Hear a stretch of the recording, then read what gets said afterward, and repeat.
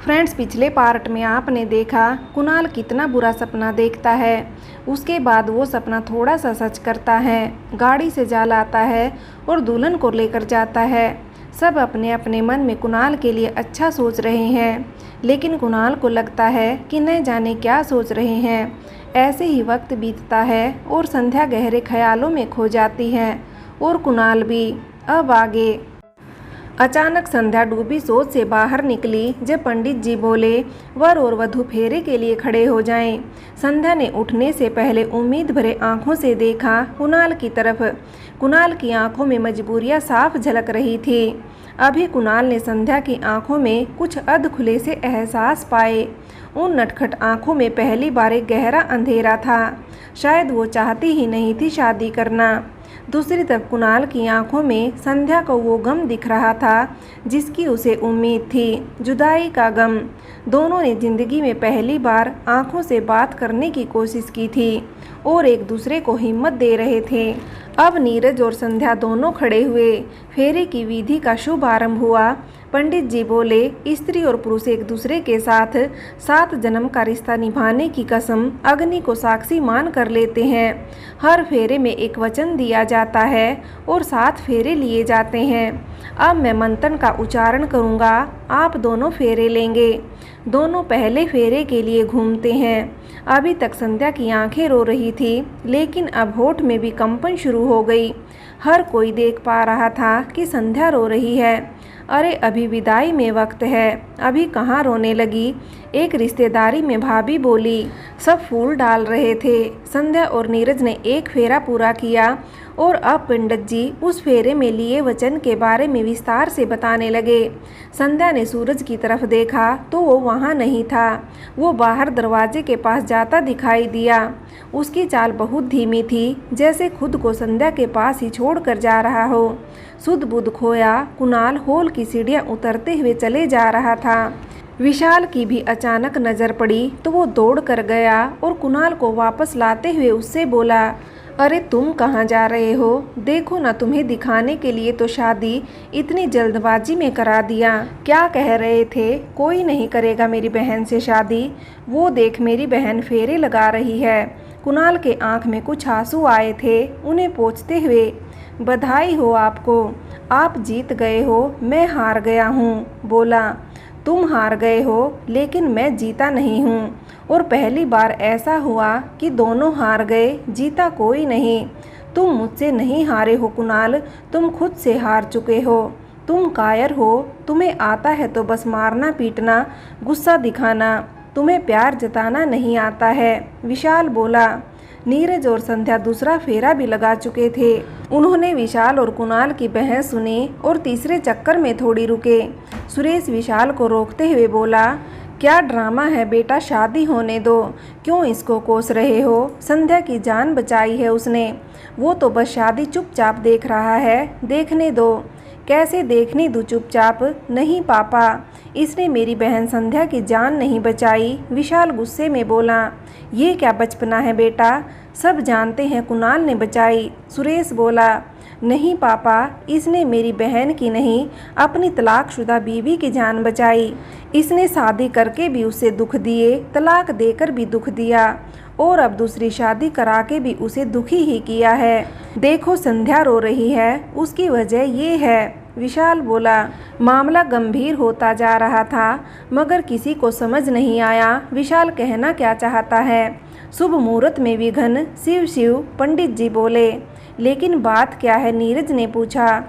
विशाल पूजा और संध्या और नीरज को एक कमरे में ले गया। बाकी सबको बाहर वेट करने को कहा। कमरे में 5 लोग हैं। नीरज जो संध्या का दूल्हा बनने की तैयारी में है, जो संध्या से प्यार भी करता है और वो भी बहुत ज़्यादा। कुणाल जो संध्या का तलाकशुदा पति है, जो संध्या से प्यार करता है। कितना करता है आप जानते ही हो। संध्या जी से 2 में से एक का चुनाव करना है, जबकि उसे पता है दोनों में से एक का दिल जरूर टूटेगा। एक उसका पारिवारिक प्यार था जो कि शादी के बाद हुआ और धीरे धीरे हुआ, जिसकी खबर उसे खुद भी नहीं हुई। दूसरी तरफ एक उसका प्यार था जिससे वो शादी के सपने देखती थी। पूजा जो जानती थी कि संध्या के दिल में नीरज के लिए कुछ तो है और नीरज के दिल में क्या है उसे 100% पता था। विशाल जो अपनी बहन का वकील और जज बन गया था, यहाँ क्यों ले आए, क्या बात है? नीरज ने पूछा। मुझे लगा जल्दबाजी में कुछ गलत फैसला ले लिया हमने, एक दूसरे की अनुपस्थिति में, बिना सलाह मशवरे के। विशाल बोला। कैसा गलत फैसला? हम शादी के बाद भी उस पर चर्चा कर सकते हैं, अभी जरूरी है क्या? नीरज बोला। फिर क्या फ़ायदा चर्चा करने का? पूजा बोली। संध्या और कुणाल चुप थे और इंतजार कर रहे थे एक दूसरे का कि वो कुछ बोले। मैं और संध्या एक दूसरे से प्यार करते हैं और हम सालों से शादी के सपने देख रहे हैं। हम एक दूसरे के बिना नहीं रह सकते। बोलो ना संध्या, तुम चुप क्यों हो? नीरज बोला। मैं जानता हूँ तभी तुम्हारी शादी तय करने से पहले किसी की नहीं सुनी, लेकिन मैं संध्या से एक बार फिर पूछना चाहता हूँ, क्या वो नीरज से शादी करना चाहती है? विशाल ने संध्या से पूछा। संध्या मौन थी। और किससे शादी करेगी वो? जब वो दोनों राजी हैं तो आपको क्यों दिक्कत हो रही है? कुणाल बोला। तुम तो चुप ही रहो, मुझे पता है तुम खुद कुछ नहीं बोलोगे। तुम्हारी दिल की बात तो अभी मैं बताऊंगा, बस एक बार संध्या से पूछ लूं। विशाल बोला। संध्या लगातार रो रही थी। उसके लिए आगे कुआं तो पीछे खाई वाली बात हो गई थी। उसको फैसला लेने में दिक्कत हो रही थी। अब जब उस पर जोर किया गया तो वो फूट फूट कर रोने लगी और नीरज को गले से लगाकर लगातार रोने लगी। नीरज के सीने में सिर रखकर संध्या रो रही थी। नीरज उसके सिर को थपकी दे रहा था। कुणाल, संध्या और नीरज की कहानी में ऐसा मोड़ आ गया। तू प्यार है किसी और का, तुझे चाहता कोई और है। तू पसंद है किसी और की, तुझे मांगता कोई और है। कुणाल ने अब तैयारी कर ली थी बाहर जाने की, क्योंकि संध्या ने चुन लिया था जिसे उसने चुनना था। सॉरी नीरज, संध्या ने नीरज को गले लगाकर कहा। कोई बात नहीं संध्या, नीरज बोला। मैंने कभी प्यार को समझा ही नहीं। प्यार क्या होता है, प्यार के एहसास क्या होते हैं? मैं बस अच्छी अच्छी बात करने को ही प्यार समझती रही, हमेशा प्यार शब्दों में ढूंढती रही, जबकि प्यार शब्दों से ज़्यादा एहसास में मायने रखता है, संध्या बोली। नीरज ने फिर उसे थपकी देते हुए कहा। अब समझ गई हो, चलो शादी करते हैं, आ जाओ, मुहूर्त निकल रहा है। मैं तुमसे नहीं, कुणाल से शादी करना चाहती हूँ। उसी ने मुझे निःशब्द प्यार किया, बिना लफ्ज़ों के सहारे, बिना किसी स्वार्थ के। मैं बस आखिरी बार तुमसे गले लगना चाहती थी, जी भर के रोना चाहती थी, संध्या बोली। नीरज के लिए वक्त जैसे ठहर सा गया हो और वो भी उस वक्त के साथ अपने कदमों को वापस खींच लेता है। अचानक नीरज के चेहरे में गम के बादल छा गए। उसको हजारों बादलों की गर्जना सी लगी संध्या की बात, और एकदम से संध्या को खुद से अलग करते हुए उसके दोनों बाजू को पकड़कर हिलाते हुए बोला। तुम जानती भी हो तुम क्या बोल रही हो? हाँ मैं जानती हूँ, मुझे प्यार हो गया है कुणाल से। कैसे कब क्या मुझे नहीं पता, मगर उनकी आदत हो गई है मुझे, उनके बिना एक पल भी नहीं रह पाऊंगी, संध्या बोली। और मैंने जो सिर्फ तुम्हारा इंतज़ार किया, मेरी वफा का ये सिला दोगी मुझे, नीरज बोला। सॉरी बोलकर संध्या ने मानो अपना पल्ला झाड़ दिया। नीरज निशब्द हो गया। शायद उसकी परेशानी, उसका दर्द सिर्फ कुणाल ही समझ सकता था। कुणाल से उसका दर्द देखा नहीं जा रहा था, ये जानते हुए भी कि संध्या के बिना वो खुद भी नहीं रह सकता। संध्या कुणाल से गले मिलने लगी तो कुणाल पीछे हटते हुए बोला। ये अच्छा मजाक है, जब जिसके दिल से खेल लो, जब जिसका दिल तोड़ दो। और तुम मुझसे क्यों प्यार करती हो मुझे नहीं पता, लेकिन तुम्हारा पहला प्यार नीरज है, तुम नीरज की हो, उसी से तुम्हारी शादी होगी। ये शादी का बंधन है, कोई मजाक नहीं कि तुम शादी ही तलाक लेने के लिए करो। संध्या को जैसे कुणाल तो बस कुणाल ही चाहिए था। वो जबरदस्ती कुणाल को गले लगाकर रोने लगी, मगर उसके आंसुओं को नज़रअंदाज करते हुए कुणाल ने उसे फिर से खुद से दूर हटाया। विशाल संभाल लो अपनी बहन को, मैं इसे तलाक दे चुका हूँ, मैं नहीं करता इससे कोई प्यार व्यार, कुणाल बोला। क्यों कर रहे हो तुम मेरे साथ ऐसा? तुम भी तो मुझसे प्यार करते हो, मैं जानती हूँ, तुम भी मुझे चाहते हो, पर कभी बोल नहीं पाते, संध्या रोते हुए बोली। पूजा और विशाल के समझ नहीं आया कि अचानक कुणाल को क्या हो गया। लेकिन नीरज कुणाल के इस व्यवहार से खुश हो गया। उसकी खोई उम्मीद वापस आ रही थी।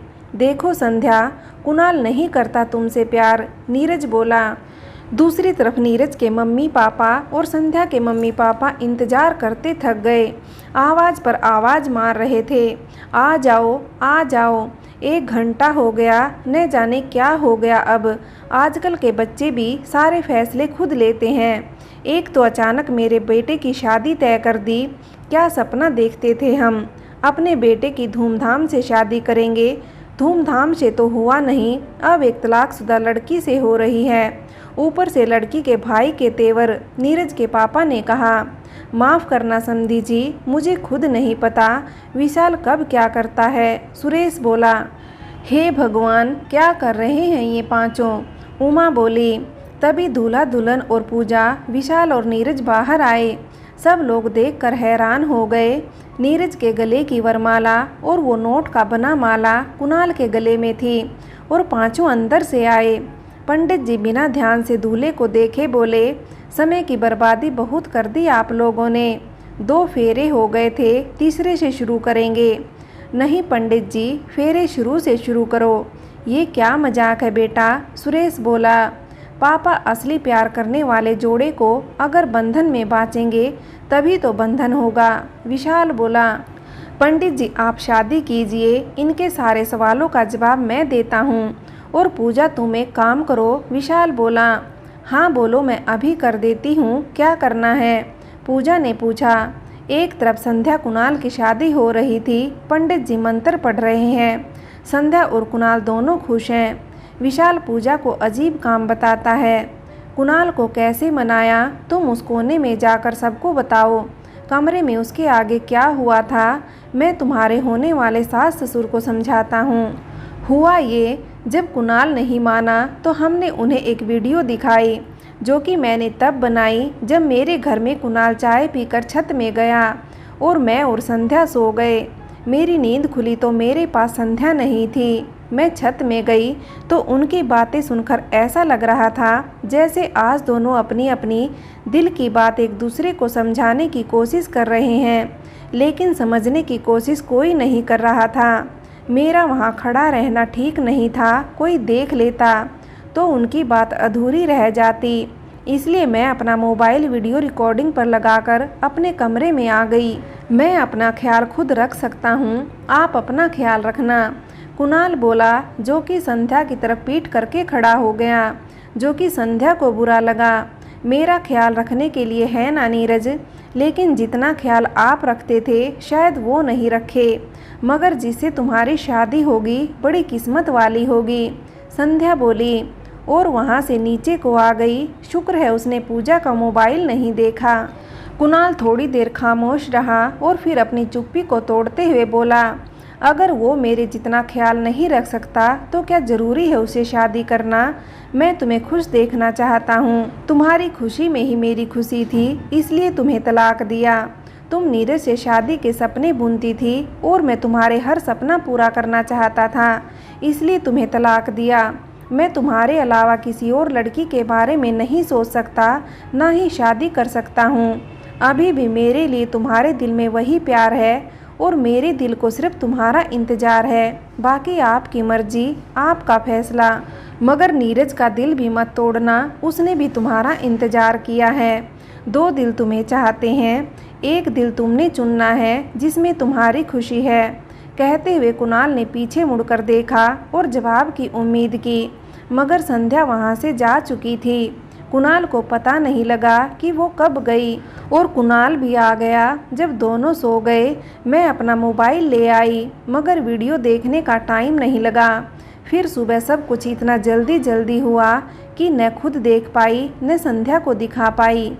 आज देखा कि कुणाल और संध्या दोनों की आंख में आंसू थे, दोनों एक दूसरे से नज़र मिलाकर रो रहे थे। तो सोचा वीडियो देख, बस यही वीडियो थी जिसने कुणाल के दिल का राज खोला। और नीरज ने वीडियो देखी, उसे लगा मुझसे ज़्यादा प्यार तो कुणाल करता है, फिर भी संध्या को मुझे सौंप रहा है। इतनी हिम्मत है उसमें, इतना बड़ा दिल है उसका। नीरज भी तो सच्चा प्रेमी था, संध्या को खुश देखना चाहता था। उसने अपनी मालाएं उतारी और कुणाल के गले में डाल दी और कहा, आपको मैं ये भी नहीं बोल सकता कि संध्या का ख्याल रखना। आप खुद से ज़्यादा उसका ख्याल रखोगे, मैं जानता हूँ, लेकिन अपना ख्याल रखना, इस चुड़ैल से बोलकर नीरज हंसने लगा। कुर्बानी तो एक ने देनी ही थी, वो नीरज ने दी। नीरज के लिए सभी तालियां बजाएंगे लास्ट में। अभी पंडित जी की सुनते हैं, वो क्या कहते हैं। फिर मेरी और विशाल की शादी का भी मुहूर्त निकलवाना है। शादी संपन्न हुई। वर और वधू अपनों से बड़ों का आशीर्वाद ले लीजिए। पंडित जी चिल्लाए। चिल्ला क्यों रहे हो, आराम से नहीं बोल सकते? विशाल बोला। पिछली बार आराम से बोला था तो आपके इन्हीं वर साहब ने 4 लड्डू एक साथ मेरे मुंह में ठूस दिए थे और बोले थे थोड़ा जोर से बोला कीजिए। पंडित जी बोले। इतना सुनकर कुणाल ने 4 लड्डू लिए और पंडित जी के मुंह में ठूस दिए। उस दिन के लड्डुओं की ताकत अभी तक है। मैं नहीं चाहता ये कम हो। सब हंसी के ठहाके लेने लगे। अब पंडित जी कुछ बोलते भी तो कैसे, बस मन ही मन सोचने लगे, भगवान करे ये तेरी लास्ट शादी हो। इस तरह एक पवित्र बंधन में बंधकर ये प्यार का जोड़ा विदाई लेकर घर को निकल गया। एक बात बताओगे, संध्या ने पूछा। पूछो, कुणाल ने जवाब दिया। कल कोर्ट चलेंगे, संध्या बोली। क्यों, फिर से तलाक? कुणाल बोला। देखो तलाक को कितना बुरा लगेगा। शादी हमने 2 बार की और तलाक 1 बार। बेचारा तलाक बुरा मान जाएगा। अब दोनों हंसने लगे। फ्रेंड्स, कहानी यहीं ख़त्म होती है। आप लोगों ने कहानी को जो प्यार और सपोर्ट दिया है उसके लिए आपका धन्यवाद।